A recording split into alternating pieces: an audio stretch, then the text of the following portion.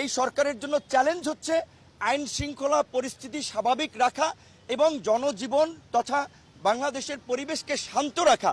যেহেতু এই যে পরাজিত ফ্যাসিস্ট শক্তি, দানবীয় শক্তি নানানভাবে দেশকে অস্থিতিশীল করার পায়তারা করছে, মরণ কামড় দেওয়ার চেষ্টা করছে, সেই সরকার এবং এই অভ্যুত্থানকারী ছাত্র জনতাকে সেটা রুখে দেওয়ার মধ্য দিয়ে স্থিতিশীল অবস্থা বজায় রাখাই এই মুহূর্তে চ্যালেঞ্জ। উপদেষ্টাদেরকে বিব্রত করা বা চাপে রাখার জন্য সময় কিংবা টাইম ফ্রেম নিয়ে কোনো আলোচনা করি নেই, বরঞ্চ তাদেরকে আমরা শতভাগ কনফিডেন্স দিয়েছি তাদের যতটুকু সময় এবং এই অভ্যুত্থানকারী জনতার পক্ষ থেকে যত ধরনের সহযোগিতা আমরা করব, আমরা এটা নিয়ে অস্থির নয়। অন্যদেরকে আমরা ধৈর্য ধরার আহ্বান জানাবো।